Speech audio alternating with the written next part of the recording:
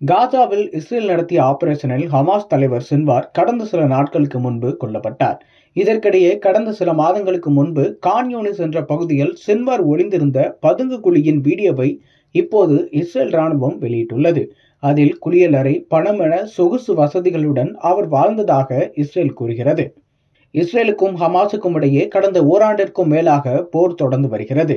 போரின் முக்கிய திருப்பமாக ஹமாஸ் தலைவர் சின்வார் கடந்த வாரம் இஸ்ரேல் நடத்திய தாக்குதலில் கொல்லப்பட்டார். DNA சோதனையில் சின்வார் உயிரிழந்தது உறுதி செய்யப்பட்டது. சின்வார் மீதான தாக்குதல் தொடர்பான வீடியோவையும் கூட இஸ்ரேல் வெளியிட்டிருந்தது.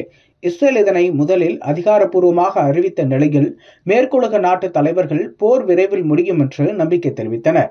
இந்த சூழலில்தான் ஹமாஸ் தலைவர் யஹ்யா சின்வார் பதுங்கியிருந்த பங்கர் எனப்படும் பதுங்கு குழியின் வீடியோ ஒன்று இணையத்தில் இப்போது பரவி வருகிறது. இந்த பதுங்கு குழி காசாவின் முக்கிய நகரங்களில் ஒன்றான கான் யூனிஸில் இருந்ததாக சொல்லப்படுகிறது. அங்குள்ள இந்த பதுங்கு குழியில் சகல வசதிகளுடன் சின்வார் இருந்ததாக இஸ்ரேல் தரப்பில் சொல்லப்படுகிறது. இணையத்தில் பரவும் அந்த வீடியோவில் பதுங்கு குழியில் ஐநா அனுப்பிய உணவுப் பொருட்கள் தேவையான அளவு இருப்பது தெரிகிறது. மேலும் அதிகளவு பணம், வாசனை திரவியங்கள், ஷவருடன் கூடிய தனிப்பட்ட குளியலறை உள்ளிட்ட வசதிகள் அந்த பதுங்கு குழியில் இருப்பதாக அந்த இஸ்ரேல் அதிகாரி குறிப்பிடுகிறார்.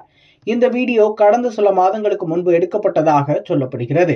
இந்த வீடியோவில் சின்வார் வீட்டில் உள்ள வசதிகளை இஸ்ரேல் வீரர் ஒருவரே விளக்குகிறார். இருப்பினும் சில காரணங்களுக்காக அவரது முகத்தை காட்டாமல் இஸ்ரேல் ராணுவம் பிளர் செய்துள்ளது.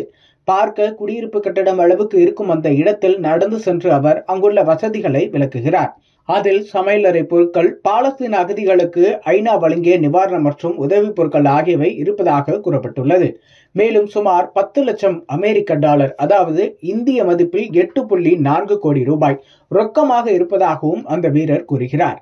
ஹமாஸ் அமைப்பின் தலைவராக இருந்த சின்வார் தான் கடந்த ஆண்டு அக்டோபர் 7ஆம் தேதி இஸ்ரேல் மீதான தாக்குதலுக்கு மூளையாக செயல்பட்டார்.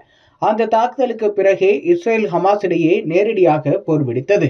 அவர் ராஃபாவிற்கு தப்பிச் செல்லும் முன் போரின் ஆரம்ப நாட்கள் இந்த பதுங்கு குழியில்தான் கழித்ததாக கூறப்படுகிறது. இந்த இடத்தை கண்டறிந்து இஸ்ரேல் கடந்த சில மாதங்களுக்கு முன்பு அவரை சுற்றி வளைத்திருக்கிறது. இந்த தகவல் தெரிந்தவுடன் சின்வார் அங்கிருந்து தப்பிச் சென்றதாகவும் இஸ்ரேல் கூறுகிறது. அப்போதுதான் இந்த வீடியோவும் எடுக்கப்பட்டுள்ளதாக கூறப்பட்டுள்ளது.